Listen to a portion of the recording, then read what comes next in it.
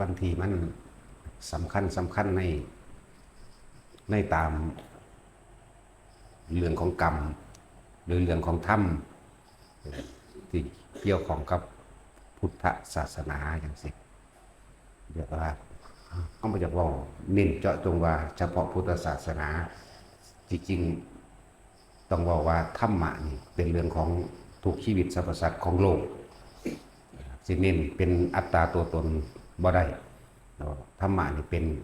ของทุกชีวิตสรรพสัตว์คำว่าสรรพสัตว์นี่ทั้งหมดเลยในจักรวาลและอนันตจักรวาลบ่ว่าถึงโลกใดซึ่งมันเป็นความจริงอยู่เช่นนั้นนรกเดียวกันสวรรค์เดียวกันเกิดแก่เจ็บตายเหมือนกันนี่เพราะได้เลือกว่าประเทศบ่ได้เลือกศาสนานั้นๆเด้คำว่าธรรมะนี่แปลความจริงของสิ่งทั้งหลายทั้งปวงที่มีความเกิดขึ้นมีความแตกดับเป็นธรรมดาและก็เรื่องเกี่ยวกับกรรมแต่ว่าการกระทำทุกคนมีใจเบิดทุกคนมีจิตมีใจเบิดทุกคนมีความรู้สึกเบิดเจ็บปวดและร้อนหนาวพอใจบ่พอใจเหมือนกันเบิดเนี่ยจึงบอกว่ามันบ่ได้แยกแยะเลยสรรพสัตว์สรรพสิ่งสรรพสัตว์ก็คือทั้งมนุษย์ทั้งหลายนี่แหละผู้ยังมีตัณหาอยู่เอื่นว่าสรรพสัตว์เบิดสรรพสิ่งคือเครื่องประกอบวัตถุสิ่งของดินน้ำไฟลมต้นไม้ภูเขาต่างๆและเรื่องที่เสมอกันเบิดนี่คือเรื่องของกรรมแปลว่าการกระทำเริ่มต้นจากจิตเจตนาเริ่มต้นจากการคิดนึกของเขาเองเนี่ยตัวกรรมก็เลยแต่เฮาสินั่งเบิ่งคนหนึ่งปุถุชนทั้งหลายเบิ่งอารมณ์เจ้าของเด้อไปก็ดีตัวตนแรกมันคือความโกรธเกิดขึ้นเฮาสิเห็นนางเป็นเปรตซึมตัวความโกรธเกิดขึ้นเฮาสิเห็นเปลี่ยนรูปร่างหน้าเป็นตาญาณเฮาสิเห็นความหลงเกิดขึ้นนี่เรียกว่าเปรตสัตว์นรกเดรัจฉานเปรตสัตว์นรกเดรัจฉานหมุนอยู่ในวัฏฏะอันนี้หนึ่งเด้อธิว่าเป็นคนนี่บ่ท่านได้เห็นตัวทุกคนมันเกิดมาโดยความไม่รู้ว่าตัวเองเห็นแก่ตัวเกิดมาด้วยความโลภเมื่อมีโลภแล้วมันก็มีโกรธเป็นเรื่องต่อไปนั่นแหละเพราะฉะนั้นถ้าอยากได้แล้วมันบ่ได้ดังใจอันนี้ผิดใจบ่ถืออารมณ์กูมันก็โกรธมันก็เป็นสัตว์นรกไปความหลงคลุ้มอยู่คือเก่าเด้อระวังสัตว์เดรัจฉานแต่สิเป็นสัตว์ใดนี่ที่มันคลุ้มอยู่ในตัวของคนผู้นั้นในใจของคนผู้นั้นมันแสดงออกมาเองดอกจากความคิดแต่ละมือแต่ละเว้นเฮาตั้งแต่ตื่นนอนขึ้นมาคิดหาแต่แนวสิได้เนาะนั่นแล้วเปรตไปก้อนหมู่ล่ะความหิวความอดอยากเขาว่าบ่แม่นกินอิ่มเด้บ่แม่นกินอิ่มทางกายเด้โลกวิญญาณนี่จักว่าความรู้สึกของเจ้าของไม่แต่อยากได้กับอยากได้โลภเนาะคิดไปเรื่องนั้นปุ๊บนี่ตอนนั้นเป็นร่างเปรตอยู่จังซั่นคิดไปบ่พอใจอีนั่นนั่นนรกล่ะก็เดี๋ยวไปหาคนนั้นดีกว่าใดกว่านั่นเดรัจฉานเหรอเห็นบ่นี่มันวนอยู่สักทอนี้หนึ่งเด้ถ้าเฮาบ่เอาธรรมะเข้าไปเป็นเบรกเป็นน้ำดับไฟโลภไฟโกรธไฟหลงไฟราคะไฟโทสะไฟโมหะเจ้าของถ้าเฮาบ่เอาธรรมะไปเบรกไว้ไงเวียนอยู่ในอันนี้แหละบ่แปลกจักเม็ดเลยเด้ที่พระพุทธเจ้าเพิ่นว่าคนโคสัตว์ทั้งหลายนี่สัตว์ทั้งหลายว่าผู้มีความโลภนั่นแหละมีความอยากอยู่นั่นแหละที่ตายแล้วไปอบายภูมิเท่ากับขนโคแต่ที่จะไปสวรรค์เท่ากับเขาโคบ่แปลกเลยนอกจากเถียงเพิ่นพอสัตว์ทั้งหลาย1,000,000 ตัวขนโคในสัตว์1,000,000 ตัวเท่าไหร่เนาะแต่ว่าเขาโคเอาจาก2กับพ่อนั่นคู่ไปสวรรค์2ขน1,000,000 ตัวนี่อบายเบิดนั่นแหละวิธีเทียบบ่ได้ยากสัตว์เดรัจฉานเฮาเห็นอยู่นี่แหมอันตาเฮาเห็นอยู่นะแต่ว่าเคยคิดเทียบบ่พวกในโพนนึงนั่นนะ ปลวกอยู่ในสถานที่หนึ่งนี่ไหมจอมปลวกหนึ่งนี่ไหมหลายก็คนนี่ไหมแล้วปลวกทั้งโลกนี่เท่าใดนะเทียบเอาเบิ่งมดดำมดแดงบัดนี้เอาเทียบมดก็มีอยู่บ่ต่ำกว่า7 ชนิด 8 ชนิดพุ่นเด้บาดนี้ถ้าบ่ว่า12 ชนิดพอแล้วเด้อมดแดงก็ยังมีมดแดงไฟเนาะมดแดงไฟแล้วมดแดงใหญ่อีกแล้วมดแดงคิ้วๆนั่นอีกมดแดงเหม็นๆอ่อนๆดอกจังซี่ก็อีกเอาแล้วก็ยังมามีมดดำแล้วมามีมดดำใหญ่มดดำไฟบ่กัดตวดเข้าโลดนั่นจังซี่เบิ่งเอาพอได้ถ้าเทียบคนปลวกคนเดียวนี่ก็หลายกว่าคนแล้วเนี่ยจอมปลวกหนึ่งแค่หนึ่งจอมปลวกมีมากยิ่งกว่ามนุษย์แล้วทั้งเบิดในโลกเท่าใดเฉพาะปลวกเนาะมดแดงมดดำเท่าใดนี่ไหมเปรียบสัตว์2 ชนิดหนึ่งมันบ่ประมาณบ่ได้แล้วเอาสิ่งที่เฮาเห็นนี่มาเทียบกันเบิ่งอะไรจังว่าเฮาเบิ่งก็บ่แม่นเบิ่งเวลามันว่างจิตก็ไปกลางๆอยู่ในความสงบหรือปัสสติเต็มที่ชั้น3ถ้าเราเรื่องสื่อของชาติอยู่ประมาณนี้มีแต่ความสงบสุขหรือปัสสติมันผ่อนคลายแบบคือยังบ่มีหยังบาดนี้ภาพซ่อนอยู่ในร่างคนแต่ละคนเกิดขึ้นได้บัดงัวควายเป็ดไก่ป่าหมาแมวบุ้ยสารพัดซับกันปุ๊บลับหนึ่งเดียวธรรมดาเด้มันซับเพราะว่าอย่างซับเพราะว่าตัวคิดของเขายักษ์ว่าที่มันเปลี่ยนปุ๊บปั๊บซับเพราะว่าตัวคิดของเขาได้นั่นน่ะจิตของเขาถึงสิ่งนั้นถึงสิ่งนี้ก็เป็นอันนั้นแหละปุ๊บปั๊บนั่นแหละสังสารเด้นี่แหละจังว่าเว้าถึงความละเอียดเรื่องของจิตเลยเรื่องของความคิดเลยได้นี่ทุกอย่างมันร่วมอยู่ที่จิตทุกอย่างมันมาร่วมอยู่หม่องนี้เลยแต่จิตเกิดมาเท่าไรมันก็มาร่วมสะสมไว้ตัวจิตแล้วจะว่าจิตเห็นจิตมันเป็นจังไดนี่นะสติกำกับจิตก็ว่าจิตเห็นจิตก็เลยเป็นมรรคนั่นน่ะแล้วเฮาสิเห็นทางมันดอกนั่นนะแล้ว ว่าคือไปตามถนนหนทางหรือเฮาไปตามขี่รถไปเห็นเขาเลี้ยงงัวอยู่โอ้เลี้ยงพอเนาะเนี่ยทั้งซี่แล้วมันไม่ได้เว้าเล่นเด้นั่นมันก็ไปเห็นของมันจังสั่นเอาเองอุ้ยจะไปยุ่งกับเขาถอยออกมาธรรมดาหาเรื่องเว้าคุยบ่ให้มันเข้าไปว่างไปเห็นจักว่าล่ะมันเลี้ยงพ่อเจ้าของมันนั่นกำลังขาแม่มันนั่นแต่แม่ก็สิซาดได้แล้วมันแม่นซาดปัจจุบันที่ลกข้อคนไกลน่ะนะห้องนะจะเห็นแม่จะเห็นแม่ได้นั่นจักบ่ล่ะแม่ได้นี่ลูกเอ้ยแม่ได้นี่แม่ได้นี่ล่ะแต่แม่ก็บ่มีความโกรธเด้แบบประหลาดบ่ทั้งที่เขาขาลูกขาเลยจะเป็นเดรัจฉานได้คิดได้ว่าสัตว์คิดบ่ได้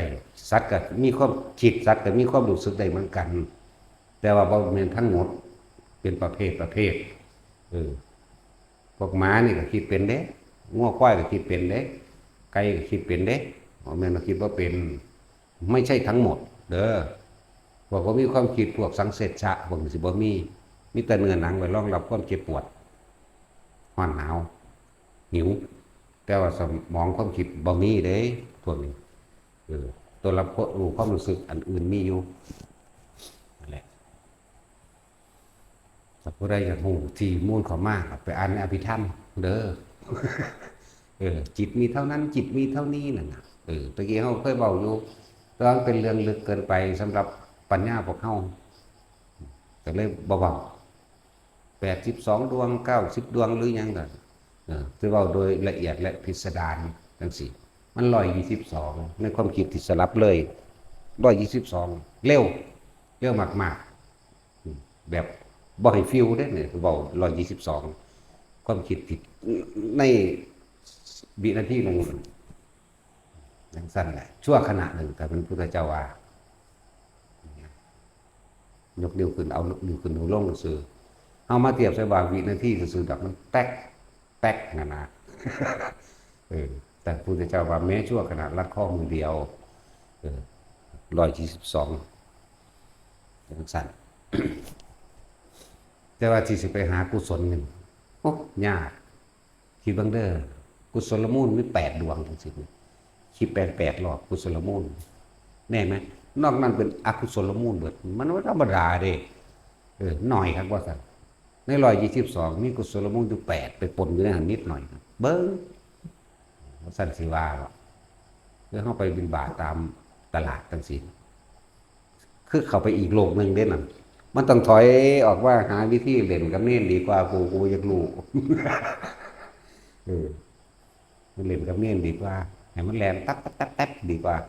เซิร์นไปมันก็เซิร์นเอียงคอลงแง่หน่อย อันนี้ดีกว่าจังว่า เซิร์นไปแลนนั่นแหละตับไปโหลดนะนี่ดีกว่าบ่จะเห็นแล้วมันเป็นตาหนาเสียดายศาสตร์ที่เกิดเป็นมนุษย์อยู่ระหว่างท่ามกลางพุทธศาสนาแท้ๆนี่นะแต่ว่าผ้าตัวเองล่งไปสู่อบายนะเด่นกำเนิดดีกว่าสนุกสนานเพลิดเพลินกว่าอีก ไม่อยากเห็นแล้วจะไปบอกเขาว่าจังใดนั่นบ้าล่ะมันสั่นตัวอย่างทั้งสี่แล้วประเทศเรื่องสี่แล้วไผเข้าใจไผน้อมเขามาใส่ความรู้สึกนึกคิดแต่ของก็สิเห็นเข้าใจว่าไผบ่น้อมก็ถือว่าไร้สาระนั่นบ่ล่ะก็เรื่องของไผของมัน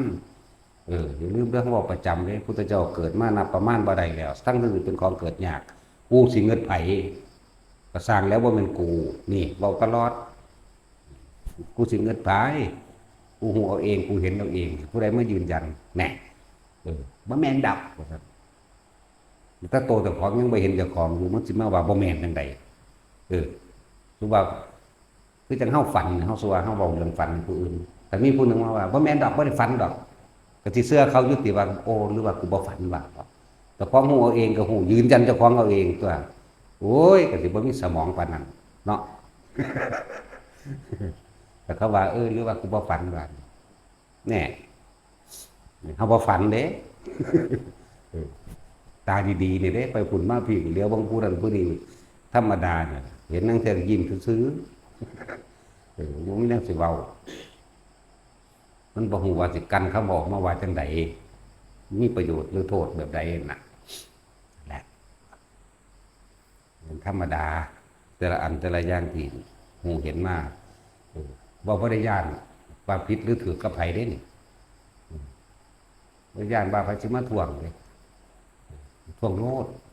มันจะท่วงแนวใดเนี่ยสั่นแล้วเราฝึกเอาน้อมเขามาเด้อน้อมเขามาใส่เจ้าของจักบ่น้อมคำเทศเพิ่นนี่น้อมคำเว้าคำบอกในการะเทศนาไปว่าบอกไปว่าสอนบอกว่าอันนี้ควรอันนี้ไม่ควรหรือว่าเทศนามาจากคำว่าการะเทศะของจิตนามาจากคำว่านะคือนะโมคือใจนั่นเองจักว่าล่ะสั่นแหละน้อมเขามาเบิ่งเจ้าของเทียบเอาหยาบๆให้ฟังเคยสูญบ่เคยโมโหบ่ตอนเป็นทั้งใดสั้นดึนขึ้นให้ทั้งในเฮานี่เนาะกูจะขามึงมุนจังสั่นกูจะปาดข้อมึงกูจะจังสั่นจังสี่นั่นว่าล่ะนั่นแหละคำว่าสัตว์นรกนั่นน่ะมีรูปร่างอันน่าเกลียดอสุรกายทั้งเดียวเป็นผู้มีรูปร่างไม่น่าเกลียดนั่นแหละบุรุษก็เคยเป็นตัวนี้จังสิแต่ว่าเคยคิดบ่ว่าเจ้าของกำลังตกสู่ภพนั้นอบายภพนั่นน่ะอบายภพอบายภูมินั่นน่ะภูมิคือความจิตภูมิธรรมภูมิใจภูมิความรู้สึกเจ้าของนี่แหละอบายภูมิเลยจักว่าภูมิหรือภพหรือภูมินั่นน่ะเคยโมโหบ่ไผบาดนี่จังซั่นแล้วเคยดีใจบ่ที่ได้นั่นได้นี่พวกถูกเลขคิดว่าเจ้าของสิไปสวรรค์ติเปรตชัดๆจักว่านั่นดีใจแบบนั้นกับเปรตเห็นบ่นั่นน่ะเข้าใจว่าล่ะพวกเคยถูกเลขกันนะซื้อมาเบิด2 ล้าน5ถูก5 บาท ดีใจเต้นหิวอาจารย์นั่นแม่นว่าซั่นมีเบิดอยู่แล้วนั่นละเปรตเรื่องซั่นแหละไปเคยอวดอ้างอะไรอันหนึ่งของเจ้าของบ่คนนั่นแหละสัตว์เดรัจฉานจักบ่ล่ะอวดอ้างอันนั้นกำลังหลงนั่นน่ะแล้ว เคยอวดเคยอ้างแบบภูมิใจหลายแบบ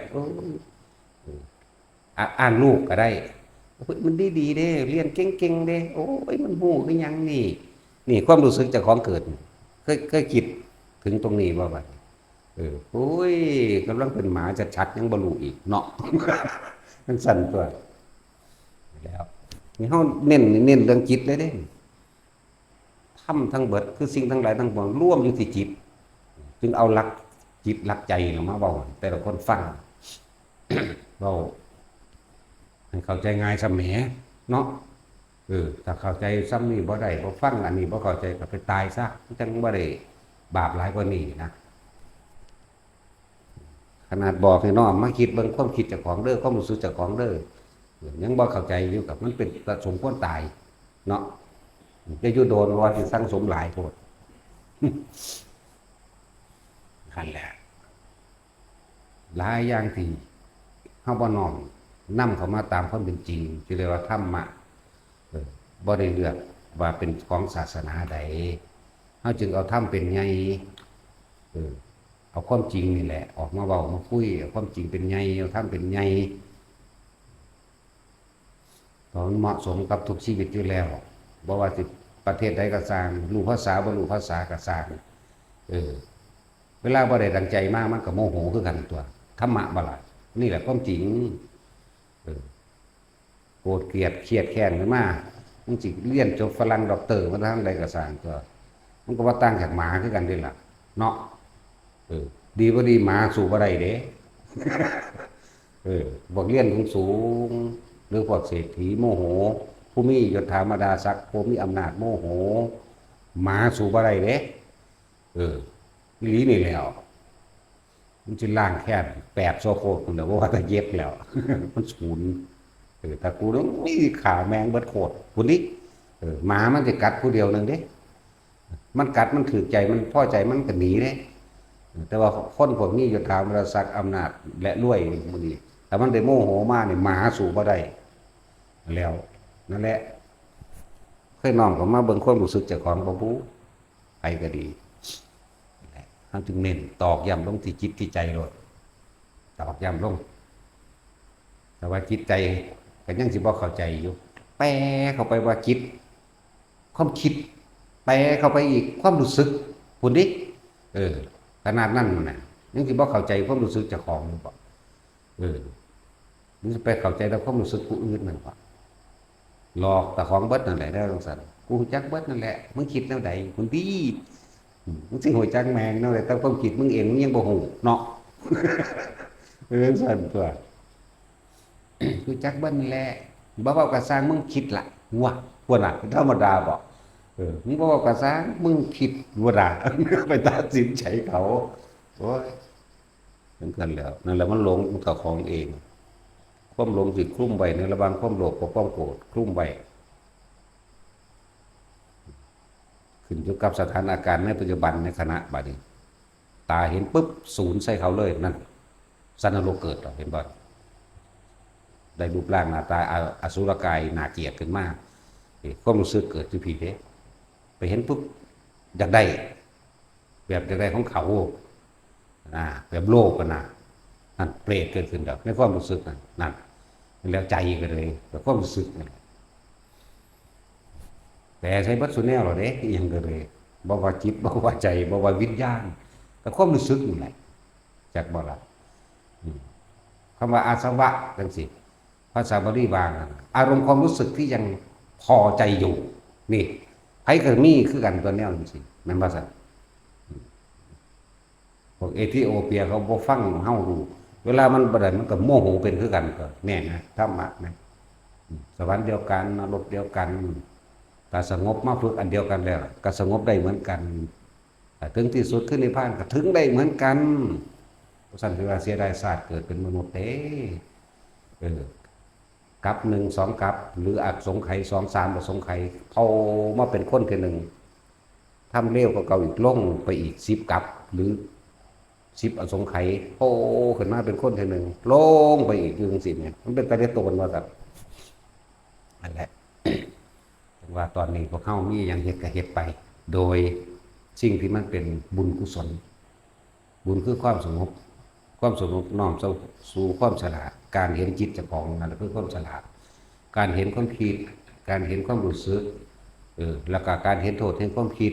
การเห็นโทษแห่งความรู้สึกเห็นโทษแห่งความรู้สึกนี่ความรู้สึกนี่บอกแล้วความรู้สึกไม่พอใจเห็นบ่ตอนนั้นกำลังอยู่ในนรกเป็นเรียกว่าอบายภูมิอบายภพแล้วโลกความรู้สึกนี้เปรตแล้วอบายคือเก่าหลงตัวเองหรือหลงอะไรที่มันเกี่ยวกับตัวเองนั่นแหละล้านลูกหรือใดให้หน้าดีสื่อของถือเอามาอ้างมูอวดท่องอวดเงินอวดยศความรู้สึกนี่คือความรู้สึกของเดรัจฉานบอกขนาดนั้นแหละนะเห็นโทษแห่งความคิดเห็นโทษแห่งความรู้สึกก่อนที่เกิดความรู้สึกคนเฮามันคิดก่อนแต่ว่าความคิดมันเร็วเฮาบ่เคยหยุดเฮาเลยบ่เห็นเฮาเลยบ่รู้ไม่เคยหยุดคิดปรุงแต่งแสวงหาในความอยากได้และอยากเป็นมันเลยบ่เห็นความคิดเจ้าของก่อนที่เกิดความรู้สึกมีแต่เห็นปุ๊บสั่งปุ๊บเห็นปุ๊บมักปุ๊บเห็นว่าล่ะพอใจปุ๊บไม่พอใจปุ๊บนี่เห็นอยู่สองอย่างนี่เพราะความคิดมันเร็วขนาดนั้นเหมือนกับการสำเร็จรูปหรือว่าสัญญากับว่าเห็นบ่นี่เห็นปุ๊บนี่หาก็เห็นกันครั้งแรกก็สร้างบ่พอใจกันก็ปึ๊บขึ้นมาเลยเด้เนาะนั่นแหละมันอยู่ในสัญญาแล้วอยู่ในใจอยู่ในความรู้สึกแล้วมันเหลือแต่ตาเห็นหูได้ยินเท่านั้นนั่นว่าล่ะตาเห็นปุ๊บมักปั๊บพอใจปั๊บแน่นั่นแหละมันมีมาแล้วอะไรก็จะได้สิดับมันได้สัญญาอันนี้มันก็ละเอียดอย่าว่าละเอียดกันความคิดเท่านี้แหละเพราะว่าเฮาบ่น้อมนำธรรมะความที่เพิ่นบอกเพิ่นสอนนี่แหละธรรมะก็เลยเพื่อจะน้อมเข้ามาหยุดความคิดเจ้าของให้มันเห็นนะนั่นแหละอย่าลืมว่ามันเป็นของที่ล้ำสมัยไม่ใช่ล้าสมัยเด้ล้าสมัยพวกเจ้าเวียนว่ายตายเกิดยุคของเก่าพวกเจ้าเนี่ยถ้าล้ำออกไปพวกเจ้าบ่เคยเห็นบ่เคยพบบ่เคยพอหรอกถือว่าล้ำมันมีผู้ใดชินกับความจริงดอกชินแต่ความหลอกลวงเนาะความปลอมแล้วแต่เฮ็ดอีหยังเขาเนี่ยจักน้อยอยากให้คนย่องรถแน่หลอกลวงบ่ล่ะเดี๋ยวคนย่องว่าเจ้าของดีจังซั่นจังซี่แต่เขาย่องนะโอ้ยเจ้าคือเป็นตาได้บุญแท้เนาะอันนั้นน่ะอันนั้นข้อยก็เฮ็ดอันนี้ข้อยก็เฮ็ดวัดนั้นวัดนี้ก็ไปมาเบิดไปถวายนั่นถวายนี่กับหลวงปู่องค์นั้นองค์นี้ว่าเนาะจังซั่นแหล้วชินกับความหลอกลวงนะดีใจหลงไปเลยว่าล่ะหลงว่าเจ้าของเป็นคนดีหลงดีโลกมันมาเกิดกับมึงที่ดีมันคนละดีกันดิใช่แหละบอกว่าเน้นย้ำเอาโตมันโลดโตจิตโตใจเอาโตนี่โลดหาวิธีหยุดโลดว่านั่นแหละฟังทีเดียวก็เข้าใจเด้บางคนน้องมันชินตั้งแต่ตื่นขึ้นจนเท่านอนหลับคิดอยากได้อยากดีอยากมีอยากเป็นสัตว์นรกเปรตเดรัจฉานสัตว์นรกเปรตเดรัจฉานสัตว์นรกเปรตเดรัจฉานปุ๊บปั๊บปุ๊บปั๊บปุ๊บปั๊บเปลี่ยนรูปเป็นหลากเวลาด่ากันสัตว์นั่นสัตว์นี่มันเอามาเทียบเนาะแต่ของก็ได้กำลังเปลี่ยนปุ๊บปุ๊บปุ๊บปุ๊บขึ้นเลยฮะอยู่ผู้เดียวกับจ้างมันก็คิดไปมันก็เห็นนั่นแล้วบางรถตลาดเนาะคนเข้าไปบินบาตตลาดไว้บางพวกก็เว้าพื้นลูกเจ้าของบางพวกก็เว้าย่องลูกเจ้าของบางพวกก็เว้าพื้นพี่น้องบางพวกก็ต่อราคากันจังสั่นจังซี่เขาบ่ได้หยังว่าดิเขาบ่ได้มาขายเฮ็ดหยังเนาะคือประเทศถิ่นแล้วเฮาเห็นอยู่แม่โอ้ก็ยังบ่อยากกูยินเหมือนจังว่าเนาะเล่นกับนี่ดีกว่าบ่มันบ่ได้หยังได้นี่จังซี่โอ้หลายอย่างมีแต่ความเจ้าเล่ห์เจ้าเหลี่ยมเป็นตัวนี้สิว่าสิได้มาจังสิมีเด้ตัวเขาเบิดนั่นแหละเดี๋ยวมันเป็นหลักของเขามาหลักของเขามากับพี่เด้ถึงใช่แล้วหลายแบบหลายรูปนี่เห็นตัวจิตเด้ที่เว้ามาฟัง ให้เห็นตัวคิดของเจ้าของเอง แล้วก็ให้เห็นอารมณ์ของเจ้าของเองว่าของกำลังเป็นอย่างคิดปรุงแต่งเรื่องใดถูกหลอกลวงเรื่องใดให้เห็นตัวทุกข์น้ำแหน่ตัวเกิดมาเนี่ยเป็นทุกข์แบบใดทุกข์เพราะว่าทำมาหากินตะก้อนนี่ทุกข์เพราะว่าเลี้ยงลูกเลี้ยงหลานต่อไปนี่เอาตาเฮาเกิดมาที่แรกทุกข์เพราะว่าหิวทุกข์เพราะว่าร้อนทุกข์เพราะว่าหนาวทุกข์เพราะว่าแก่ปวดขี้ปวดเหี่ยวนั่นแหละแก่รู้จักบ่แก่นี่บ่แม่นคน80 ปีแก่เกิดแก่นี่มันสลัดหนังออกเลยนั่นแหละมันแก่ไปขี่ไข้ออกเลยขี่มูออกเลยนั่นแหละมันแก่รู้จักว่าล่ะมันก็ขับของเสียออกมาอันนั้นเพราะว่าความแก่เกิดแก่เจ็บนั่นจังตายบัดนี้สั่นเด้ฟังดีๆเด้อในธรรมจักรแม้ความเกิดก็เป็นทุกข์แม้ความแก่ก็เป็นทุกข์แม้ความเจ็บไข้ได้ป่วยไม่สบายก็เป็นทุกข์มาเห็นบ่ล่ะพัดพรากจากสิ่งที่รักก็เป็นทุกข์เห็นบ่ล่ะอันนั้นสั่นตัวมันบ่ได้ตั้งใจละเด้บัดนี้พัดพรากจากสิ่งที่รักเป็นทุกข์แม้ความตายก็เป็นทุกข์บ่ทันได้ตายหรอกมันเป็นทุกข์ก่อนตายนั่นตายแล้วมันบ่รู้เรื่องหรอกร่างกายแต่ว่าใจบุญจากบ่ล่ะสั่นตัวเกิดแก่เจ็บตายมันจะเป็นธรรมดาคือเพิ่นบ่เฮาคำว่าธรรมดานี่มันบ่มีแนวเทียบเลยว่ามันเป็นคำเว้าซื่อๆจริงๆมันบ่มีหยังเกิดแก่เจ็บตายเป็นธรรมดาพวกเจ้ามันเว้าเป็นนกซื่อๆเด้เนาะคือเขาเอานกเอียงมาหัดเว้ามันยังตัวเจ้าของเล่นแก้วจ๋าซั่นมันคือว่าเอียงจ๋าซั่นนกสาลิกาก็คือกันแก้วจ๋าแก้วจ๋าบ่แม่นนกสาลิกากับสาลิกากาเว้าก็ว่ากาเว้านี่เนาะนกแก้วมันต้องเป็นตะว่าแก้วจ๋าเลยหาแต่ตัวมันเนาะมันก็ตัวมันเองคนก็ตัวเพื่อกันนั่นแหละน้อมเข้ามาเบิ่งความคิดเจ้าของเด้อที่เว้าออกแสดงให้ฟังคิดถึงสิ่งใดปรุงแต่งกับสิ่งใดอารมณ์เกิดเป็นแบบใดเฮาเอาตัวมันพอใจกับบ่พอใจมาเทียบมันโดดไม่พอใจลงเลยไอ้บ้านนี้ไม่พอใจนี่คือบ่พอใจเรื่องใดก็สร้างถ้าสิศูนย์ให้พระพุทธเจ้าก็สร้างเจ้าก็ลงนรกคือเก่าถ้าสิศูนย์โมโหให้หมาก็สร้างเจ้าก็ลงคือเก่ามันจะสิโมโหให้แมวมันมาขี่ใส่ขางไฟก็สร้างจะสิโมโหให้ปลาจะสิโมโหให้หยังก็สร้างลงนรกปึ๊ดแต่สิโมโหให้พ่อให้แม่ก็ลงนรกธรรมดาไม่พอใจมันถ้าพอใจเรื่องของโลกพอใจเรื่องโลกในระหว่างเปรตกับเดรัจฉานคลุ้มอยู่คนที่มีธรรมเท่านั้นจึงพอใจพอใจพอใจในการให้ทานพอใจในการสวดมนต์บทนี้พอใจถูกดีมันยังตึงออกไปหวานแน่อันนี้เนี่ยผมดูนี่นะเสือสิมาพ่อใจเนี่ยยังสี่เนาะมันเป็นคือวัตถุเนี่ยจังสี่สัมผัสใช่ความรู้สึกสัมผัสแบบไม่ได้อาศัยวัตถุเนี่ยอาศัยความใครคนละทีหน้าและน้องก็ไปสู่ความเชื่อนั่นแหละโอ้เป็นความยากกระดอกก็คือตาเห็นเงินเด้ปึงอย่างไรโหลดเนาะตาเห็นหนังสือธรรมะน่ะซื่อๆอยู่ฟังเทศน์ว่าจะว่าอย่างดับบรรลุเรื่องมาเด้มันก็คนละเรื่องคนละโลกกับสูมาละแล้วเราเสียดายศาสตร์มนุษย์เกิดมาพบพุทธศาสนาแล้วทีนี้พุทธศาสนาแปลภาษาออกไปทั่วโลกแล้วละแปลออกไปทั่วโลกแล้วเท่ากับรีบสั่งสมเอาเฝ้าสั่งสมเอาเฮ็ดคือมือหนึ่งเป็นมือสุดท้ายสิตายหมดไปก็ดีเพราะว่าเฮ็ดจังได้ก็ตายคือเรามันหนีบ่ได้ดอกมันมีนั่นนะแล้วนี่ไหม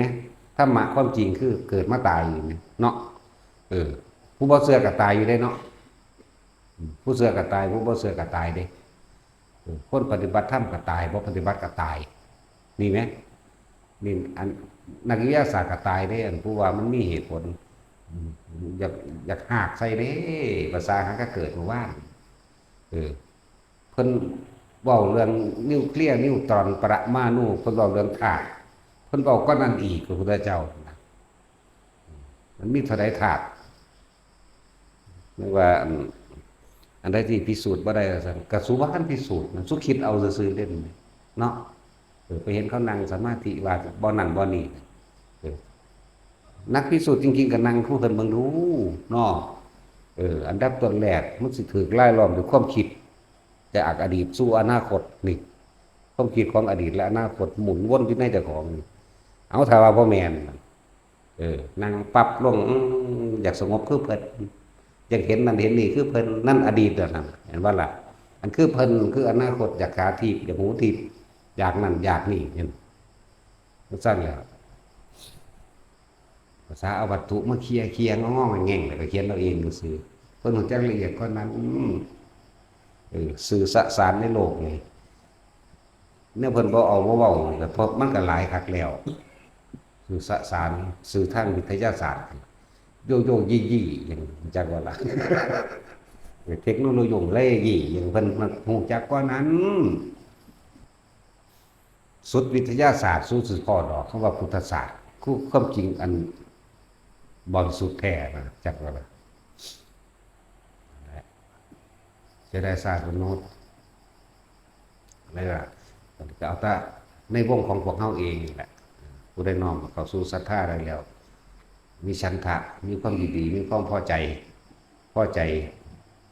ในคำสอนพระพุทธเจ้าแล้วเรียกว่าตั้งมั่นกับความพอใจตัวนี้ไว้ก่อน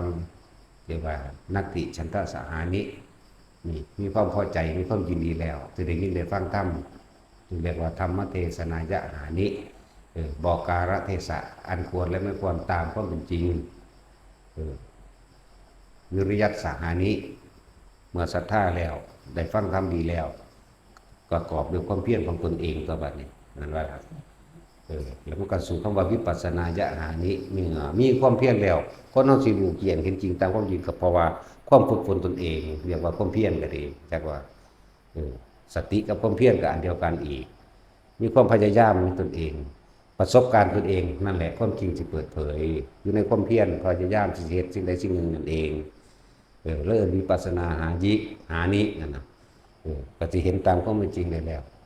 มันก็เป็นนัตถิสมาธิทัสสะหานิเมื่อรู้เมื่อเห็นตามความจริงได้แล้วมันก็ตั้งมั่นตามความจริงอีกมันก็เดินทางเข้าสู่วิมุตติญาหานิหลุดพ้นออกจากสิ่งที่หลุดพ้นออกจากความเชื่อหลุดพ้นออกจากความหลอกลวงหลุดพ้นออกจากเห็นสิ่งทั้งหลายทั้งปวงตามความเป็นจริงแล้วมันก็บ่เข้าไปถือมันก็วิมุตติญาหานิเองครับเก็บไปแยบค่ายเด้พระเจ้าก่อนกว่าสิเอาแนวสิออกมาบอกมาสอนได้คุณก็เลยต้องมีการให้ท่านมาท่านผลของท่านอานิสงส์ของท่านจังซี่นะมันธรรมดากรรมผลของกรรมเนี่ยกรรมก่อนกระทำคืออย่างคือคิดในขณะที่กระทำคือปัจจุบันหลังจากกระทำแล้วนี่เห็นบอกอดีตอนาคตปัจจุบันเห็นมันใส่แล้วเบาละเอียดรอปานนั้นแหละว่าคำว่ากรรมจิตเจตนาในการคิดก็เกิดอารมณ์นั่นเองว่ากรรมจากว่าละความคิดของเฮาแล้วก็เกิดอารมณ์นั่นเองว่ากรรมมันสำเร็จตอนนั้นนั่นแหละเกิดอารมณ์แล้วเด้เป็นภพแล้วเด้นั่นความรู้สึกเด้ภพบอกให้เด้อความรู้สึกที่พอใจหรือไม่พอใจน่ะภพเกิดขึ้นแล้วเห็นบอกเขาบอกภาษาเฮาโลดไปบอกภาษานั้นก็ได้ดอกบ่ต้องแปลฟังอยู่นี่ว่าต้องแปลเปียงใส่สื่อของเป็นโหลดนั่นแหละจึงเน้นตัวจิตนั่นแหละเน้นตัวคิดก่อนมีวิธีแล้วล่ะวิธีคืออานาปานสติครับไปหลักลมหายใจคนเฮาก็เกิดก็เพราะลมหายใจอยู่ได้ก็เพราะลมหายใจมากที่สุดแม่นบ่ตายก็เพราะหมดลมหายใจเนาะแน่แต่ตั้งแต่เกิดมาเราไม่เคยรู้เลยว่าเราหายใจเราไม่เคยรู้เลยว่าเราอยู่ด้วยลมหายใจ เราไม่เคยรู้เลยว่าเราจะตายเพราะหมดลมหายใจเนาะเห็นปะล่ะอดเข่าเป็นเท่าไรเดือน2 เดือน3 เดือนบ่ตายเด้อเราต้องได้กินน้ำน้ำแน่แต่ว่าอดล่มมัน5 นาทีเลยว่าล่ะตายเด้ออดล่มเด้อนี่แหละยังบอกว่าคนเฮาบ่รู้ว่าตัวของเกิดมาอยู่ได้โดยลมหายใจแต่ตัวของที่สิตายนี่ก็เพราะว่าหมดลมหายใจลมหายใจจึงมีคุณค่าแล้วเพิ่นก็นำสิ่งที่อยู่กับเฮานี่เด้ออกมาบอกมาสอนออกมาแนะนำออกมาทำตามก็ดีเนี่ยมันจึงจะรู้เท่าทันความคิดว่าส่วนมากความคิดไปน้ำตาเห็นรูปหูได้ยินเสียงจมูกได้กลิ่นลิ้นได้รสกายได้สัมผัสนะไปตามตาหูจมูกลิ้นกายเบิดแต่ว่ามาไหลร่วมลงที่ใจไหลร่วมลงที่ความรู้สึกพอใจและไม่พอใจไอ้สิหาตัวอุเบกขานี่หายากทั้งที่มันอยู่ในกายเขาเองเหมือนกันกับเฮาหาลมมันเองเนาะเหมือนกันกับเฮาบ่ฮู้จักว่าเฮาหายใจนั่นเองนั่นแหละเพิ่นจึงเอาสิ่งที่อยู่ในเฮานี่แหละแล้วก็บ่มีไผบังคับได้อีกเด้ความคิดนี่เนาะบังคับบ่ให้คิดลองเบิ่งเอากักขังกายมันกักขังได้อยู่แล้วกักขังเถิดกักขังใจแม่นบ่กักขังบ่ได้กักขังใจแม่นบ่กักขังกายนี่กักขังได้อยู่แต่ว่ากักขังใจบ่ได้นี่บังคับกายบังคับได้แต่ว่าบังคับใจให้เขาเชื่อให้เขาทำคิดตามเจ้าของได้ทุกอย่างบ่ได้นั่นแหละคนจึงเอาสิ่งที่เป็นอิสระที่สุดคือความคิดของเฮาเองน้อมเข้ามากำกับลมหายใจของเฮาเองจังสิเห็นคำว่าอุเบกขาได้จังสิเห็นคำว่ากลางๆได้นั่นแหละจึงจะเห็นคำว่าเฉยได้กลางมันอุเบกขามันเนี่ยจึงจะมีความรู้สึกเฉยๆได้นี่แหละเอามองนี้ลดเฮาแต่รูปลงมาให้แบบนี้ วิธีมันเราก็บอกกันอยู่เรื่อยๆนี่แหละคำว่าอานาปานสติแปลว่าเป็นผู้มีความรู้สึกอยู่กับลมหายใจเข้าลมหายใจออกที่โพรงจมูกแปลข้างเราเด้เข้าใจว่าล่ะมันแปลจากภาษาบาลีหายใจเข้ายาวก็รู้ว่าหายใจเข้ายาวหายใจออกยาวก็รู้ว่าหายใจออกยาวนะหายใจเข้าสั้นก็รู้ว่าหายใจเข้าสั้นหายใจออกสั้นก็รู้ว่าอย่างนี้นี่แม้ภาษาอานาปานสติ16 ขันธ์ก็ดีเข้าจึงนำความชำนาญในการเข้าออกฌานหรือทรงฌานมาใส่ดีกว่าจึงบอกทุกคนละโอรัมภาคิยะสังโยชน์เลยทีเดียวสังโยชน์อนาคามีบกรรมมาเกิดมันก็ได้มั่งไม่ได้มั่งกระช่างมันทำไปซะก่อนจะไปเอาอดีตกับอนาคตมาขวางให้รู้อยู่ในปัจจุบันถ้ามันคิดไปแต่ว่ามีสติระลึกนึกได้เมื่อไหร่อ้าวกูไปเกิดพบนั่นพบนี่แล้วนี่หว่ากลับมาลมหายใจนั่นแหละจึงให้สร้างเครื่องอยู่ลมหายใจตัดได้ทุกอย่างอยู่แล้วแม้กระทั่งการเกิดเข้าใจบ่ล่ะเกิดก็ได้บ่เกิดก็ได้ที่ใช่บ่ล่ะสั้นแหละแต่เฮาเข้าใจวิถีแนวทางมาแล้วบ่เกิดดีกว่าเนาะถึงว่าทุกคนมันอยู่จุดศูนย์กลางซะก่อนคือลมหายใจของเองแหละแล้วบ่มีผู้ใดบังคับเฮาได้พร้อมเด้อหายใจหรือบ่หายใจคิดหรือบ่คิดตัวเองเป็นผู้นำตัวเองเด้อมาเกิดก็มาเกิดเองเพิ่นได้เพียงแต่เป็นผู้แนะซื่อๆเด้อัคคาตโตตถาคตตถาคโตนี่อัคคาตาโรตถาคโตเราตถาคตเป็นแต่เพียงผู้บอกทางได้เท่านั้นเราตถาคตเป็นแต่เพียงผู้แนะนำทางให้เท่านั้นส่วนการเดินทางพวกเธอทั้งหลายจงพากันเดินเองเนี่ยสั่นแล้วคุณบอกทางให้ล่ะเนี่ยก็บอกที่เดี๋ยวนี้บอกทางความคิดบ่มีเพื่อใดบังคับใดเพราะว่ามันบ่มีรูปร่างและตัวตนแต่ว่ามันไปซ่อนเร้นอยู่กับบุคคลที่พอใจและไม่พอใจเนาะอยู่กับเสียงที่พอใจและไม่พอใจอยู่กับรสที่พอใจและไม่พอใจอยู่กับกลิ่นที่พอใจและไม่พอใจอยู่กับสัมผัสทางกายที่พอใจและไม่พอใจร่วมรวมในความรู้สึกอารมณ์นั่นแหละร่วมไปเลย วิญญาณตาวิญญาณหูวิญญาณจมูกวิญญาณลิ้นวิญญาณกายวิญญาณใจกับอารมณ์ความรู้สึกนี่แหละรวมลงมานี่ว่า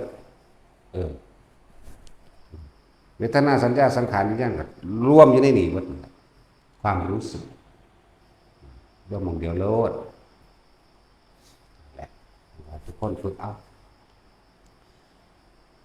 บอกกับตัวความคิดก็เกิดอารมณ์บอดแบบใดความคิดต่างๆย่อมน้ำของเก่าเราไม่คิดเทียบสัญญาอยากรวยนี่เนี่ยคือไปเห็นผู้อื่นรวยเป็นว่าสั่นมันบ่เห็นอนาคตล่วงหน้าดอกเห็นว่าแท็กซี่มึงคิดว่ามึงสิเห็นกูบ่แต่จังสั่นตัวแต่ผู้ใดว่ารู้อนาคตไหมกูก็บ่รู้คือกันเด้กูก็บ่ได้คิดว่าจะไม่เห็นสูเด้จังสั่นแล้วมีผู้ใดฮู้ดอกแต่ว่าความคิดทั้งหลายเฮาต้องเป็นผู้ควบคุมด้วยตัวเฮาเองเฮาเป็นผู้นำตนเองเด้บ่มีผู้ใดนำให้เด้ฟังดีๆผู้หนึงเพิ่นแนะซื่อๆเด้บ่แม่นเพิ่นจูงเจ้าไปเด้แต่แนะเป็นผู้บอกทางมั่งเป็นผู้แนะนำทางมั่งเท่านั้นนึงเด้นั่นแหละฝึกเอาแล้วก็ถึงเราถึงความสำคัญในวันต่างๆฟังนำ15 ค่ำเดือน 7เป็นวันที่สำคัญอีกวันหนึ่งซึ่งเป็นสัจจาธิษฐานหรือ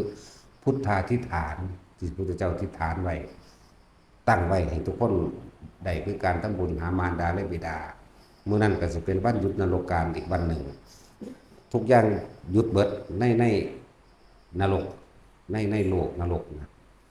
ทุกอย่างสิหยุดเบิดพวกเปรตพวกสัตว์นรกจังสิมีโอกาสได้แล่นหาส่วนบุญจากว่าแล่นหาส่วนผลทานบุญกุศลกรรมดีที่ลูกๆหลานๆได้กระทำหาพ่ออาแม่มันนี่เป็นวันในวันจุติจิตของพระพุทธเจ้านี่สำคัญมากคือเน้นลงตรงที่มารดาบิดาเพิ่นเทศเรื่องมารดานี่3 ครั้งแต่ว่าสื่อพระสูตรจำได้แต่ว่าอุลัมพนสูตรอันนอกนั้นอีกยังละมันมีอีกอยู่ดอก มันมีอยู่มันทั้งสื่อจำบ่ได้ตัวนั้นแต่เทศครั้งที่4จังว่าบิดาที่หลังแต่วันไหนความสัมพันธ์กับแม่แหละตั้งแต่กระสร้างทั้งแม่ทั้งพ่อหรอกเฮายังหน่อยๆเฮาก็ได้ทำบุญหาแหละคือว่าตอนนี้เขาสามารถทำสิ่งที่มันเป็นบุญเป็นกุศลใดแบบใดก็เฮ็ดไปตามนั้นแหละเฮ็ดไปตามที่มันมีให้เฮ็ดนั่นแหละมารดาบิดาจะได้ขึ้นจากอบาย7 ชั่วโคตรตกนรกอยู่แบบใดก็สร้างแต่ว่ามันมีแนวแต่นำเด้มีข้อยกเว้นอยู่เด้อันนี้เป็นเหนือทุกอย่างเลยคืออนันตริยกรรมมารดาบิดาของใครที่ทำอนันตกรรมเอาไว้ถ้ายังไม่สิ้นกรรมแห่งอนันตริยกรรมไม่อาจสามารถจะรับได้เลยบ่อาจสามารถรับได้แต่ว่าล่ะส่วนมารดาบิดาของใครทำกรรมหนักเบามาเพียงใดก็ช่างได้ทั้งนั้นได้ทั้งนั้นแม้ทานข้าวเพียงแค่1 ทัพพีสมัยตะกี้จากว่าล่ะทัพพีเดียวเสียง5 1 ทัพพีก็ขึ้นได้ไม่ดีก็ตกนรกตัวเนาะดีก็เป็นเปรตดีก็เป็นเดรัจฉานตัวเดรัจฉานนี่บ่ได้มีอิสระในการทำมาหากินคือคนเด้บ่ล่ะแต่คนว่าอิสระแล้วมันยังมีกฎหมายมาข่มเหงไว้บ่ให้มีอิสระเนาะกฎหมาสั่นแล้วสัตว์บางชนิดก็ถูกโลกนิยมว่าเป็นอาหารนั่นเห็นบ่ล่ะเป็ดไก่หมูหมูมากันนิยมเป็นบางเขตที่จริงเป็นอาหารได้เบิดเด้เนาะแม้กระทั่งไส้เดือนเอาพวกเขากินกันมีอยู่เด้ขี้ขันคากรู้จักขันคากบ่พวกอะไรบางพวกก็เอิ้นกระตู้บางพวกก็ขี้ขันคากจากว่าล่ะข้างคกนั่นแหละไม่ได้เห็นข้างคกเป็นลมเลือนกับเบิ่งอีเย็นเนาะ เมื่อเห็นข้างโขกจอยแล้วก็อยู่ภูเขาไฟแหล่ตอดกับเบิ้งอีแหล่นะหัวมันกันหนังม้าเนาเตะเสะอยู่คือกันธรรมดาหนังม้าเนาจังว่ามือที่เรียกว่าอบายภูมิส่วนที่เจ็บปวดพวกสัตว์บ่แม่นเดรัจฉานเป็นปกตินั่งทำมาหากินเป็นปกติแต่ว่าสัตว์นรกก็เปรตหยุดเราจะได้มีเวลาออกแสวงหาส่วนผลทางอันเกิดจากลูกเต่าแล้วหลานทั้งหลายเฮ็ดให้พ่อให้แม่เฮ็ดให้แม่ให้พ่อในมือ15 ค่ำเดือน 7เป็นวันจุจิตเรียกว่าเป็นสัจญาธิษฐานหรือพุทธาธิษฐานเอาไว้นั่นอย่างหนึ่งพุทธเจ้าหลายๆพระองค์คงซ้ำๆกันไว้จะเฮาก็รู้แต่ในอันนี้แหละที่จริงก็รู้อยู่นี่แหละไม่เว้าแม่นว่ารู้เบิดนั่นล่ะในภัทรกัปนี่หาพระองค์ก็มือเดียวกันตัสรุปสรีริพันธ์เดียวกันเบิดนั่นแหละเดียวกันเบิดนั่นแหละว่าสิกลับได้ก็สร้างทางอังคตละกลับอยู่จักบ่แล้วแต่พอพวกนั้นเขาจะเกิดรวมกันบางกลับมีพระเจ้าองค์เดียวมีผู้ใดไม่แย่งสิ้นหรอกบางกลับก็เกิด2บางกลับเกิด3 4 5 6 7กลับข้างหน้าสิเปิดสารมันดากลับนี่10มือเดียวกันเบิดคือกันเขาจะเกิดเป็นลูกนั่งทั้ง10มาเหมือนกันจักบ่เคยเกิดเป็นลูกแม่เดียวกันเบิดเด้อใน10 พระองค์ต่อไปเหมือนว่าคนไปเห็นน้ำตัวเบิดเนาะเห็นว่าตัดสินตัวง่ายๆได้ตัวพวกตาบอดก็แยกมาแต่แม่ตันผู้ใดเห็นน้ำก็เลยเนาะแยกมาไหมสั่นตัวก็เลยว่าตัวง่ายๆบอกดิตัวพวกโบจักหยังให้ทุกคนถ้าอยาก1ให้ยกฐานะตนเองก็คือต้องแสดงความกตัญญูการดูแลมารดาและบิดาของตนเองแม้ทั้งที่มีชีวิตอยู่หรือล่วงลับไปแล้วเป็นการยกฐานะตนเองขึ้นมาฐานะทางจิตใจที่ยกขึ้นคนเฮาสิเก่งกาจสามารถเพียงใดก็ช่างถ้าไม่มีความกตัญญูสุดท้ายปลายชีวิตตกอับปึดอกุศลกรรมให้ผลได้ทั้งนั้นเลยบ่อาจสามารถรักษาทรัพย์สมบัติบ่อาจสามารถรักษาวิชาความรู้และบ่อาจสามารถรักษาอารมณ์ตัวเองได้ตัวสิกัดก้อนกินเมื่อตัวเองไม่กตัญญูบุตรภริยาตลอดทั้งญาติสายโลหิตหรือลูกน้องบริวารโดนเอาขึ้นทางนี้เหมือนกันจากว่าแหละจะยกฐานะตัวเองบ่ว่าจะเป็นฐานะทางจิตใจและฐานะทางกายชีวิตก็เป็นอยู่การทำมาหากินจะเลื่อนขึ้นแล้วคนที่มีบ้านนี้คนที่มีความกตัญญูต้องมีทำอย่างอื่นเป็นเครื่องประกอบพร้อมเพราะการได้ยินได้ฟังเห็นบ่ล่ะเลยมีสติมากขึ้นในการเปรียบในการเทียบควรไม่ควรผิดหรือถูกประการใดนี่มันเลยรักษาทรัพย์สมบัติที่หามาได้ไม่สุรุ่ยสุร่ายไม่ใช่อย่างประมาทจะคิดได้ว่าสิบ่ทุกข์ยากเห็นว่าเฮาเบิ่งโดดดาราส่วนมากตกอับเบิดส่วนมากเด้ตกอับเบิดหาขายเกิบอยู่ก็มีเดี๋ยวนี้บางพวกก็เป็นบ้าเห็นป่ะเป็นบ้าไปเลยบางบักก็เลยหาขายนั่นขายนี่เนี่ยมันไม่ได้คือเก่าเห็นป่ะนั่นแหละคือความประมาทเพราะขาดธรรมจึงไม่มีคุณอะไรที่มาค้ำจุนเอาไว้ได้เพราะขาดธรรมขาดความจริงขาดการได้ยินได้ฟังเรื่องบ่มีคุณอันใดที่มาค้ำจุนเพราะแต่ของบ่มีคุณเองจากบ่ล่ะดำรวยมาแล้วส่วนนักร้องนักแสดงแต่คนบ่ทันนิยมเอาอกเอาใจเขาบ่ป่านนี้คนนิยมมากขึ้นเริ่มดูถูกเขานี่คือบ่มีธรรมแล้วก็บ่มีคุณเห็นบ่แต่ของนี่ใหญ่ขึ้นมาชื่อเสียงดังเติบโตได้เงินได้ทองใหญ่ขึ้นมาเริ่มดูถูกคนนั่นแหละเลิ่นว่าบ่รู้จักบุญคุณบ่มีความกตัญญูสิว่าหยังกับมารดาบิดาของตนเองมันอยู่ในท้องเด็กบางคนที่ว่าเกิดมาพ่อแม่ถิ่มไปเลยมันบ่แม่นตาศาสตร์นี่ ชาติที่แล้วเจ้าไปถิ่มเขาก่อนก็มีเข้าใจบ่ล่ะถ้าเฮาเข้าใจเรื่องของกรรมชาติที่แล้วเจ้าอาจจะไปพัดภาคลูกผู้อื่นก็ได้หรือเจ้าสิพัดภาคบางที่บางคนพ่อแม่เฒ่าบางคนพ่อแม่เลี้ยงมาแล้วพ่อแม่แก่ชราคิดว่าหมดคุณค่าหมดประโยชน์ทิ้งมารดาบิดาเอาไปถิ่มตามที่ต่างๆนั่นแหละชาติต่อไปตัวเองเกิดมาก็บ่แม่นต่อกันเด้อลงนรกพอแห้งอยู่เด้นั่นชาตินี้เกิดมาปุ๊บพ่อแม่ถิ่มแต่น้อยเลยนี่เรื่องของกรรมนี่เรื่องของธรรมนี่เรื่องของความจริงที่พวกเฮาบ่อาจสามารถสิเข้าไปรู้ได้เพราะว่าเฮาบ่เคยเห็นความจริงเฮาบ่เคยฝึกหัดธรรมะเฮาบ่เคยทำสมาธิเฮาจะเอาหยังมาหยุดรู้ความคิดตัวนี้ได้จักว่าล่ะรู้ตั้งสิได้นั่นแหละคือว่าจะไปโทษพ่อโทษแม่บางคนผู้อาฆาตโกรธเกลียดคือบ่มีความเคารพในมารดาบิดาตัวเองเห็นว่าดารานายแบบตัวเองสร้างฐานะตัวเองขึ้นมาแล้วเว้าดูถูกพ่อแม่ไม่เคยคิดถึงเขาไม่ใช่พ่อเห็นบ่ถ้ามันเข้าใจคำว่ามึงลองระลึกไปสัตว์มึงเคยถิ่มพ่อถิ่มแม่มึงดู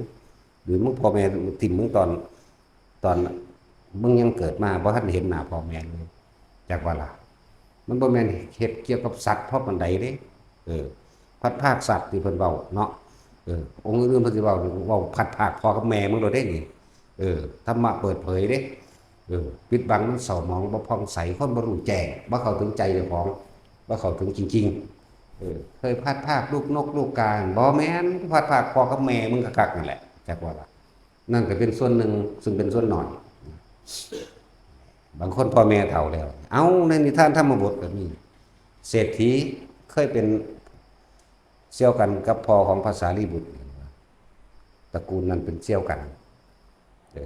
พระสารีบุตรในตระกูลของเพิ่นกับแต่อีกตระกูลหนึ่งที่เคยเป็นเสี่ยวกันเอิ้นว่าพ่อหักก็ได้เป็นบ่ล่ะแล้วคนนี้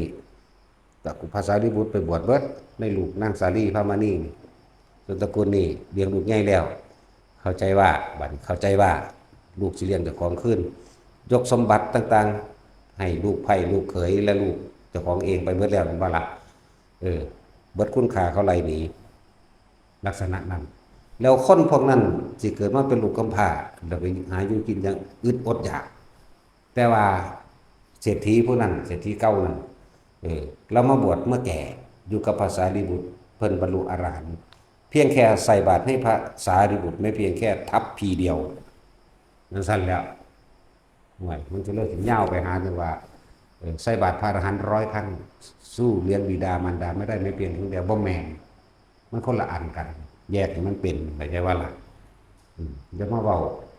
สุดโต่งอย่างใดอย่างหนึ่งมันบ่จริงเสมอไปจะมาผูกขาดใส่บาตรพระอรหันต์ทีเดียวก็ยังได้เป็นพระอรหันต์เนาะแต่ขึ้นอยู่การสั่งสมเหมือนกันนั่นแหละนั่นก็บ่ได้ผูกขาดแล้วแต่สติปัญญาไผมันสิเทียบเอาในวันสำคัญ15 ค่ำเดือน 7เป็นวันตรุษจีนจิตของพระพุทธเจ้า5 พระองค์เพิ่นจึงทำว่าพุทธาธิษฐานร่วมจิตกันพุทธาธิษฐานแล้วก็ตั้งสัจจะอธิษฐานและพุทธาธิษฐานคนใดต้องการทดแทนบุญแทนคุณของมารดาจะให้มาทำบุญทำทานในมื้อ15 ค่ำเดือน 7นรกทั้งเบิดก็สิปิดจากบ่ล่ะคือบ่ทำงานมื้อนั้นเขาปล่อยโอกาสให้แล่นหาบุญนั่นเองแต่เขาจะเอาเรื่องหมอลำเขามาเบามันก็คือของเขาอยู่เด้จากว่าล่ะเขาเปรียบเทียบให้เป็นรูปประทับรูปภาพมันเกิดขึ้นซื่อเด้คือว่านี่มื้อนั้นสัตว์นรกทั้งเบิดเอาเท่าใด16,000เนาะแล้วก็เปรตอีก12 ชนิดแต่ละชนิดเข้าไปอีกมันบ่ที่น้อยนึงได้มีโอกาสแล้วแสวงหาส่วนบุญกุศลเนาะมาแล้วแนมหาลูกวันสมมติว่ามันเป็นเดินบัตรคือของเฮานี่เนาะเอากระตามาถ่ายค่อยส่องพ่อเบิ่งลูกบรรลุผู้อื่นมาเอานะเปรียบเทียบเด้ คุณได้เต็มกระตาละเมื่อได้เต็มกระตาละเมื่อส่วนอันลูกอกตัญญูจากบ่ล่ะเบิดเวลาเนาะให้ขึ้นเมื่อจริงๆนะเปรียบเทียบบาดนี่ลูกบางคนเขาเป็นคนที่กตัญญูกับมารดาบิดามาตลอดชีวิตของเขาจักท่านของเยอะแยะมากมายนะบางคนก็สร้างกุฏิซื้อดินขุดบ่อน้ำร่วมทุกอย่างพ่อแม่เขาพ้นไปขี่เครื่องบินหนีเลยจังสิไหมบ้านคนบ้านลูกของคนอกตัญญูก็นั่งเบิ่งเขาไปนั่งเบิ่งเขาขึ้นสู่วิมานอากาศเนาะบัดนี้นั่งเขาหม้อขี้ไอดินอยู่เบิดเวลาก็ให้ห้องกลับขึ้นลงไปสู่มหาเวทีอีกจังซี่นะนี่แนวจังซี่บางคนเขาก็เสี้ยวเดียวทำดีมาตลอดแต่ไปคิดถึงอกุศลเสี้ยวเดียวลงนรกก็มีเด้เข้าใจว่าล่ะรอเวลาตัวดีมาปลดปล่อยก็มีทุกอย่างมาแน่นางมาริกาเป็นคนบุญมาตลอดเนาะคิดอกุศลเทียเดียวนึงเด้นั่นนิดเดียวก็ดีใจขาดใจไปตกนรก7 มื้อใครตัวนั้นข้าวเดียวนึง7 มื้อมนุษย์ ข้าวเดียว7 มื้อมนุษย์วันมื้อที่7พ้นแจกวันใหม่ปุ๊บก็พ้นขึ้นสวรรค์สันดุสิตเลยทั้ง4เนี่ยเห็นบ่ล่ะเราหังเป็นคนมีปัญญาชาญฉลาดแก้ไขปัญหาเหตุการณ์เป็นผู้ฟังธรรมพุทธเจ้าเป็นผู้ลึกซึ้งในธรรมพุทธเจ้ามันก็นั่นแหละหลายๆอย่างเราไปคิดถึงตอนว่าระลึกมาแล้วตั้งแต่เกิดมาทำความดีมาตลอดมีโกหกพระราชาสามีทีเดียวครั้งเดียวเสือกตายทำตอนนั้นเห็นบ่ล่ะไปตกนรกของท่านแหละนรกเอานรกว่านักยังปันไดรักนรกที่เท่าร้อนเกิดความปวดแสบร้อนในใจของเจ้าของเอง7 มื้อพระเจ้าเพิ่นว่าแล้วเพิ่นก็บ่ทันบอกเพิ่นก็ให้ลืมบ่ใส่ลิ้นใส่เดชดอกคำว่าเฮ็ดให้ลืมจักว่าล่ะเดี๋ยวสิหลงว่าพระเจ้าดลบันดาลมาให้นั่นเพิ่นถามก่อนเป็นยังไงมั่งมหาบพิตรมื้อนี้เฮ็ดหยังแน่นั่นนี่เรื่องเพิ่นไปแล้วก็ถึงเวลาออกไปเขาวันนี้มนต์สันเขา7 มื้อด้วยซ้ำในงานของนางมาริกาทั้งเพื่อนคนให้พระอานนท์ไปเบาไว้ทั้งสิ้นแหละอานนท์ไปชวนเบาเรื่องนั้นเรื่องนี้ไม่ไปอาจจะบอกจังซี่ให้ไปถามเรื่องนั้นเรื่องนี้แน่จังสินาให้ผู้นั้นให้ผู้นี้ผู้ดีผู้นี้มื้อสุดท้ายเป็นมื้อที่7มากเพิ่นที่จริงตั้งใจไว้สิถามมาซุมื้อนั่นแหละว่ามาริกาไปอยู่ไสแต่ว่าเพิ่นฮู้ว่าอยู่ในนรกเพิ่นเลยบ่ให้โอกาสเพิ่นเอาผู้นั้นไปเว้าผู้นี้หรือเพิ่นเว้าเองเพิ่นก็ถามเรื่องใหม่ไปเลยพุ่นเรื่องดูแลประชาชนเป็นยังไงมั่งยังตั้งในทัศพิธราชธรรมหรือไม่มันก็เว้าไปถึงเวลาแล้วไปจริงๆสุดท้ายมันบ่ได้ว่าได้ล่ะเพราะแต่ปากกันว่าถ้าแต่พระผู้มีพระภาคเจ้าผู้เจริญนางมาริกาก็ได้สิ้นไปแล้วถึง7 วันบัดนี้เธอไปเกิดณภพใดอ๋ออยู่ดุสิตแน่ทั้งสั้นแล้วเดี๋ยวคนสิว่าเพิ่นมีฤทธิ์มีเดชอันนั้นอันนี้เนาะว่าก็ว่าโลดมีอีหลีนั่นแหละแต่ว่าเฮาบ่อยากให้ไปว่าแนวนั้นยังคือจังคนมาหาเฮาแหละมาฮอดมันเว้าบ่ออกโลดเฮาก็ถามมาแต่ชายแล้วก็ว้าวไปตัวทีมมันแหละตัวทีมตัวแดนณตัดสินเราก็ตัดสินเลยจะไงเพราะว่าเราไม่มีสมองแต่ในวันสำคัญที่มือนึงที่ถูกลืมเข้าใจบ่ล่ะเฮาเลยสิ่งที่มันขาดหายไปนี่มันจะดึงขึ้นมาจากว่าสิ่งที่มีอยู่แล้วเพิ่นเฮ็ดอยู่แล้วเป็นปกติเฮาก็บ่ได้แทรกแซงก็ถือว่าดีอยู่แล้วนี่คือสิ่งที่ขาดหายไปตอนนี้ศาสนาของพระองค์ส่วนใดขาดเฮาก็เป็นผู้ดึงขึ้นมาคือวันจุติจิตของพระพุทธเจ้านี่ส่วนมากบ่ค่อยมีผู้เว้าถึงเนาะบ่มีเลยล่ะแต่เฮานี่ล่ะเริ่มต้นขึ้นมานี่เห็นบ่ล่ะหมายถึงว่าให้ความสำคัญมารดาบิดามันก็ล่ามเพิ่นถึงพวกอันนี่เราคนพ่อแม่ว่าแต่ถ้าเกิดมากูบ่เคยเห็นหน้าพ่อหน้าแม่กูรวยแล้วจังสิมาหากูติมึงจะว่าเข้าใจบ่ล่ะตะกี้มึงถิ่มเขาตอนแก่ตอนเขาซอยเหลือตัวเองบ่ได้จักบ่ล่ะบัดนี้มึงเกิดมาใหม่มึงซอยเหลือตัวเองบ่ได้แต่พอบุญกุศลมึง ที่เคยเฮ็ดมานั่นแหละมันจังเฮ็ดให้เจ้าของร่ำรวยได้นั่นแหละทุกอย่างบ่แน่ดอกมันก็บ่ว่าแต่พัดภาคลูกหมูลูกหมาลูกสัตว์อิหยังต่างๆบ่ได้ว่าปานใดดอกแต่ว่าพัดภาคอะห่วยแมวเกิดมาหมาเกิดมาคนหนีเอาไปเลี้ยงมันก็พัดภาคเบิดทั้งตัวเนาะผมว่าแม่นเรื่องที่จำกัดหรือตายโตนะบ่แม่นเรื่องที่ตายโตนะจังซี่เป็นแท้แต่เกี่ยวกับพ่อกับแม่นี่อยากตายโตอยู่อยากเป็นเรื่องที่สำคัญมากๆบางคนก็ทิ่มพ่อแม่ตอนแก่บ่แก่ก็สร้างบัดนี้เบิดสมบัติแล้วกูทิ่มเลยบางคนก็เกลียดพ่อแม่ว่าพ่อแม่บ่พารวยเนาะเพิ่นให้แขนให้ขามาบ่แห้งแล้วคือบ่เฮ็ดเอาเองเนาะเลยยกความสำคัญขึ้นมาใครอยากมีสติปัญญาหรือว่าให้คนที่มีในจำนวนหายางคำว่ากตัญญูก็เป็นบุคคลผู้หนึ่งผู้เป็นบุคคลที่หายากกันนะครับว่าใครอยากยกฐานะในตนเองยกฐานะทั้งปัญญายกฐานะทั้งจิตใจและฐานะทั้งกายพร้อมความเป็นอยู่ชีวิตก็ดีขึ้นทั้งสติปัญญาก็ดีขึ้นรอบรู้ขึ้นนั่นแหละแล้วก็สิมีถ้ำเป็นเครื่องอยู่มีถ้ำเป็นข้างเดินพร้อมเดินไปตามความจริงนั่นแหละคำว่ามีถ้ำก็ดีเพื่อเข้าถึงที่สุดคือนิพพานนั่นแหละวันสำคัญอันที่สองก็คือวันประสูติตรัสรู้และปรินิพพานอันนี้เป็นปกติมีอยู่แล้ว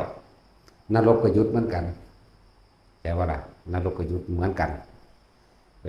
แต่ว่าความสำคัญสิต่างกันอยู่วันจุติจิตนี่คนง่อยเปี้ยเสียขาปัญญาอ่อนเกิดกลายเป็นคนปกติสัตว์ทั้งหลายที่เป็นศัตรูกันก็เกิดกลายเป็นมิตรซึ่งกันและกันในมือนั้นเป็นตลอดเลยจนเท่าตายไปแต่มันเป็นมือเดียวแหละบ่แม่นเป็นมือเดียวแต่แค่มือนั้นนะเป็นตลอดในสัตว์ตัวนั้นคู่นั้นมือไม่มาตัวอื่นมาสูญด้วยกันไม่ก็เป็นไม่หรอกนั่นแล้วนี่บุพนิมิตทั้งหมด32อย่างเกิดขึ้นแต่บุพนิมิตอันพิเศษหมายถึงว่าปัญญาหรือดวงตาของโลกของจักรวาลได้เกิดขึ้นแล้วเมื่อความมืดคลุมอยู่ความสว่างได้เกิดขึ้นความมืดนั้นย่อมหายไปเรื่องว่าดวงตาของโลกได้เกิดขึ้นแล้วอันหนึ่งเนี่ยนรกกับยุทธเหมือนกันที่ต่างกันว่าเมื่อนั้นจะสำคัญมารดาบิดาสำคัญมากๆอันวันประสูติจุติกับประสูติคนละอันกันเด้อจากบ่ล่ะจุติคือเคลื่อนลงจากสันดุสิตลงมาสู่คันทัพโพธอนของมารดาต่อสู่ขั้นเนี่ยคำว่าขั้นก็มาจากภาษาบาลีได้เนาะโรงพยาบาลนึงไปเขียนอยู่พดุงคันเนาะมันสั้นแล้วบุตรก็คือว่าบุตรอยู่คือภริยามันนี่เนาะภาษาไทยก็ว่าเมียลูกแน่บัดเขียนอันนั่นกันว่าบุตรภริยาอยู่เด้ปุตตะแปลว่าลูกนั่นแหละ